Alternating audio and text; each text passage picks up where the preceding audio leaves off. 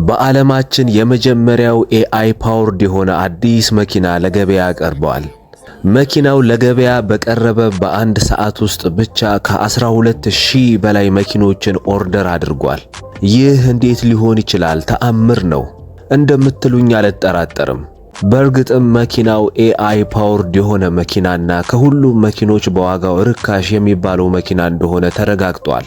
በውስጡ አስደናቂ ነገሮች ከመካተታቸውም በላይ መኪናው ሙሉ ለሙሉ ኤአይ ፓወርድ የሆነና እንደ ቤተሰብ የምታዋሩት መኪና ነው። ብዙ ሰዎች እንደሚጠብቁት ኤአይ ፓወርድ የሆኑ መኪኖች ዋጋቸው ወደድ ሊል ይችላል ብለው ገምተው ነበር። ነገር ግን ይህ መኪና ኤአይ ፓወርድ ሆኖ ከሁሉም መኪኖች በጣም ርካሽ ዋጋ ነው ያለው። ኤክስፒንግ ሞና M03 ማክስ 100% እርግጠኛ ሆኜ የምነግራችሁ የዚህን መኪና ዋጋ ሳሳውቃችሁ እንዲሁም በውስጡ ያሉትን ፊቸሮች እንዲሁም ስፔሲፊኬሽኖች ስነግራችሁ 100% ትደነቃላችሁ። አቅም ያላችሁ ሰዎች ደግሞ ይህንን መኪና ወደ ኢትዮጵያ ለማስገባት ጥረት እንደምታደርጉ ምንም ጥርጥር የለኝም። ሰላም የተከበራችሁ የቻናሌ ቤተሰቦች እንደምን ሰነበታችሁ? እኔ ኢንጂነር ጎሳ ነኝ። እንደተለመደው ዛሬም ስለ መኪኖች ልናወራና ልናወጋ እዚህ ተገናኝተናል። ይህንን ፕሮግራም ስትከታተሉ ከናንተ የሚጠበቀው ነገር ላይክ፣ ሰብስክራይብ ማድረግ ብቻ ነው።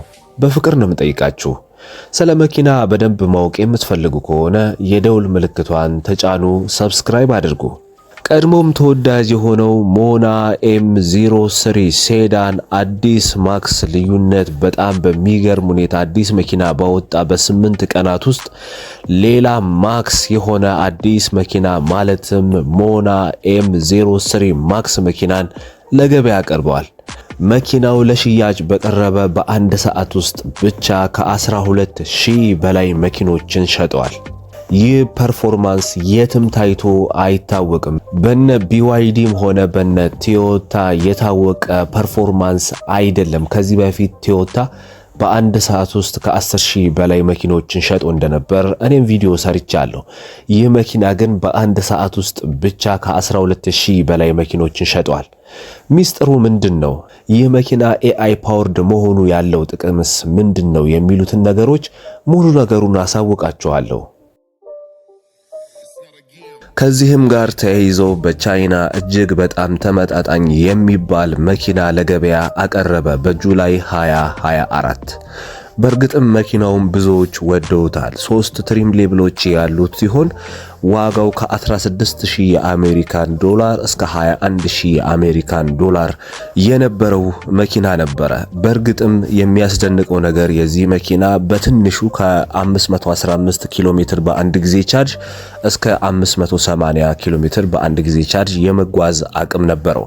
ይህም ልኬቱ በኤልቲሲ ማለትም በቻይና ላይት ዲዩቲ ቬሂክል ቴስት ሳይክል ቴስት የተደረገ ነው። ማክስ የተባለው የዚሁ መኪና ትሪም ሌብል በአጠቃላይ ADAS ሲስተም የተገጠመለት እንደሆነ ተነግሮ ነበር በሰዓቱ። ይህም ብዙዎችን አስደስቷል። አሁን ግን ሙሉ ለሙሉ ኤአይ ፓወርድ የሆነ መኪና ለገበያ ይዞ ቀርቧል። ዋጋው ደግሞ ቅድም የበፊቶቹን እንደነገርኳችሁ አሁንም በጣም በርካሽ ዋጋ ነው ለገበያ የቀረበው። ምክንያቱም መኪናው በቻይና እንደመገኘቱ ቻይና ደግሞ በጣም የፕራይስ ዋር ላይ በመሆናቸው በተለይ አሁን ላይ የሚወጡ መኪኖች ከባድ የሆነ የዋጋ ጦርነት ስላለባቸው በጣም በዝቅተኛ ዋጋ ነው ለገበያ እየቀረቡ የሚገኙት። በነገርኳችሁ መሰረት የአዲሱ ሞና M03 የተባለው መኪና 3 ትሪም ሌብሎች እንደነበሩት በ2024 ራሱ ካምፓኒው አሳውቋል። ሁለቱን ትሪም ሌብሎች ማለትም 515 ኪሎ ሜትር በአንድ ጊዜ ቻርጅ የሚጓዘውንና 620 ኪሎ ሜትር በአንድ ጊዜ ቻርጅ የሚጓዘው ለሽያጭ አቅርቦ ከ100,000 በላይ መኪኖችን ሸጦ ብዙ ሪከርዶችን ሲሰባብር ነበር። አሁን ግን የመጨረሻውን ትሪም ሌብል ማለትም ኤአይ ፓወርድ የሆነውን 580 ኪሎ ሜትር በአንድ ጊዜ ቻርጅ መጓዝ የሚችለውን መኪና ለገበያ አቅርበዋል። ይህም ከታሰበለት በፊት ይሸጣል ተብሎ ከታሰበለት 21000 የአሜሪካን ዶላር በታች እንደሚቀርብና ከዛ በታች ዋጋ እንዳለው እየተነገረ ይገኛል። በአጠቃላይ ግን ኤክስፒንግ በቻይና በጣም ተወዳዳሪ ከሚባሉ የመኪና ብራንዶች አንደኛው ነው። ኤክስፒንግ፣ ሻኦሚ፣ ኒዮ፣ BYD እንዲሁም ሌሎች መኪና ብራንዶች አሉ። ነገር ግን አንዳንዶቹ ወደ ኋላ እየተንጠባጠቡ ቢገኙም በዋናነት ግን ፊት ለፊት ላይ ከተሰለፉት የመኪና ብራንዶች መካከል ኤክስፒንግ አንደኛው ነው። ምናልባትም የBYD ጉዳይ የተወሰነ የዋጋ ቅናሽ ማድረጉ ብዙ የካር ብራንዶችን እንደሚጎዳና ዋጋቸው ላይ ተጽዕኖ እንደሚያደርግ እየተነገረ ነው የሚገኘው። በአጠቃላይ ሞና MO3 የተባለው መኪና ማክስ የተባለለትን AI ፓወርድ የሆነውን መኪና በአሁን ሰዓት ለገበያ አቅርበዋል። በሚገርማችሁ ሁኔታ ግን ብዙዎችን ያስደነቀው ከ12000 በላይ መኪኖችን በአንድ ሰዓት ውስጥ መሸጥ መቻሉ ይህ አስደናቂ አድርጎታል። ብዙዎች በእርግጥም ዋጋው ነገ ተነገ ወዲያ ይጨምራል ብለው ስለሰጉም ሊሆን ይችላል። ዋጋው በጣም ዝቅተኛ ከመሆኑ አንጻር እንደዚህ አይነት ሲስተም ያለባቸው ትላልቅ መኪኖችም ብትሉ አዳስ ሲስተም ያላቸው ከሆኑ አንዳንድ መኪኖች ዋጋቸው ይወደዳል እንጂ አይረክስም። የዚህ ደግሞ ተቃራኒው ነው። በእርግጥም ከBYD ጋር በጣም ፉክክር ውስጥ ገብተው ነው የሚገኙት። እሱን ነገ ሬዲዮ ጣቢያ ስንገባ በተለይ በደንብ አድርጌ ማብራሪያ ሰጥበታለሁ። በጣም ብዙ ነገሮች እየተከሰቱ ነው በቻይና። አንዳንድ ለውጦችም ኢትዮጵያ ውስጥ ይኖራሉ። አንዳንድ ስብሰባዎችም በቻይና እየተካሄዱ ነው ያሉት። በደንብ አድርጌ እየተከታተልኩላችሁ ነው የምገኘው። ሬዲዮ ጣቢያ ላይ ግን ከገባው አርብ ማለት ነው ሁላችሁም የሚመቻችሁ ከሆነ አርብ ጠዋት 2 ሰዓት ላይ JFA 106.7 ላይ ከፍታችሁ ማዳመጥ ትችላላችሁ። ስለዚህ ስለ መኪናው አንዳንድ ነገሮችን ልንገራችሁ። የተከበራችሁ የቻናሌ ቤተሰቦች ይህ መኪና ለየት ካሉ ነገሮች አንደኛው አንድ ሴምለስ ሂውማን ማሽን ኮፓይለት የሚባል ሲስተም የተገጠመለት በመሆኑ ነው። ይህም ምንድነው? ሰውየው ወይም አሽከርካሪው ሹፌሩ በሚያሽከረክርበት ጊዜ በኤአይ እየታገዘ ነው የሚያሽከረክረው።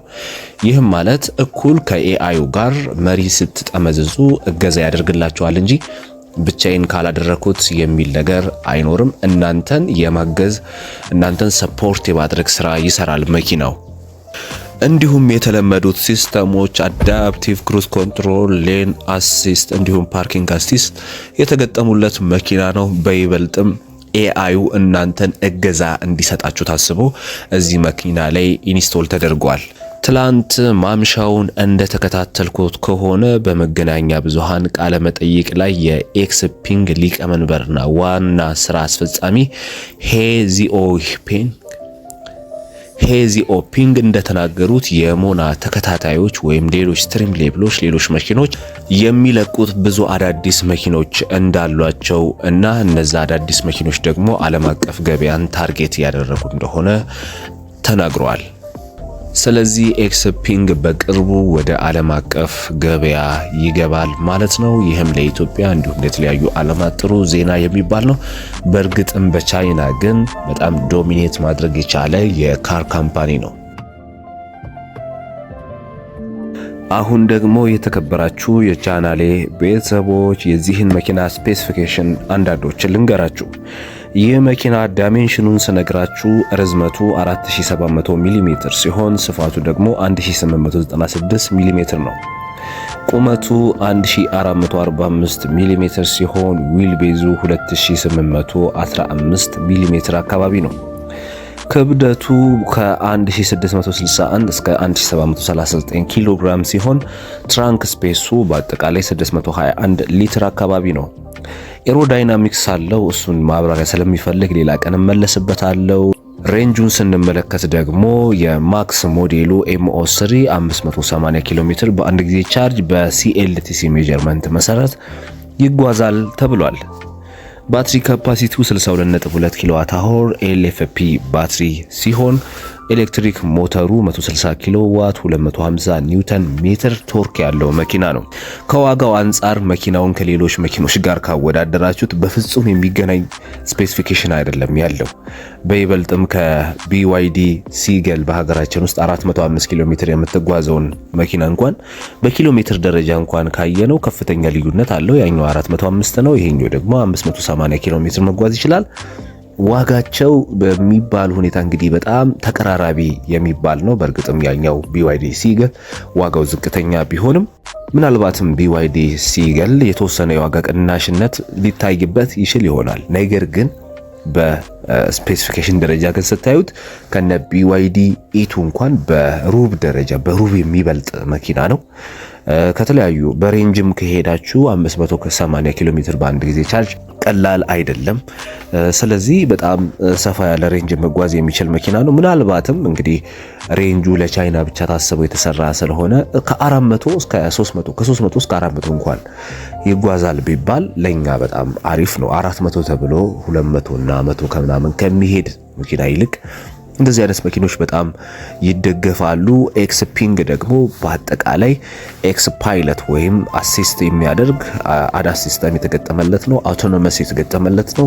በአጠቃላይ መኪናው ጸዴ የሚባል ነው። የተከበራችሁ የቻናሌ ቤተሰቦች አሁን በመጨረሻ የዚህን መኪና ዋጋ ከትሪም ሌብሉ ጋር አንድ ላይ አያይዤ ልንገራችሁ። አራት አይነት ትሪም ሌብሎች አሉት። የመጀመሪያው 515 ፕላስ የሚባለው ትሪም ሌብል ሲሆን 515 ኪሎ ሜትር ማለትም 320 ማይል በአንድ ጊዜ ቻርጅ መጓዝ ይችላል። ዋጋው $16629 ነው። ሁለተኛው ትሪም ሌብል ደግሞ 620 ፕላስ የሚባለው ትሪም ሌብል ሲሆን 620 ኪሎ ሜትር ወይም 385 ኪሎ ሜትር በአንድ ጊዜ ቻርጅ መጓዝ ይችላል። ዋጋውም $18017 ነው። ሶስተኛው ትሪም ሌብል ደግሞ 502 ማክስ የሚባለው ሲሆን አሁን እንግዲህ ኤክስፒንግ ያወጣው መኪና ነው። ይህ መኪና በአንድ ጊዜ ቻርጅ 502 ኪሎ ሜትር መጓዝ ይችላል። 312 ማይል አካባቢ እንደማለት ነው። በአጠቃላይ ዋጋው 18017 አካባቢ ዋጋ ያለው የአሜሪካን ዶላር ማለት ነው። ሌላኛው ትሪም ሌብል 600 ማክስ የሚባለው ነው። ሁለቱ 502 ማክስ እና 600 ማክስ የተባሉት አሁን ላይ በአንድ ሰዓት ውስጥ 12000 የተሸጡት መኪኖች ናቸው። ሌሎቹ ሁለቱ በፊትም ለሽያጭ የቀረቡ ናቸው። ከ16000 እስከ 18000 ይገኛሉ ማለት ነው። 600 ማክስ የሚባለው በአንድ ጊዜ ቻርጅ 600 ኪሎ ሜትር ይጓዛል። 373 ማይል እንደማለት ነው። በአጠቃላይ መነሻ ዋጋው 19405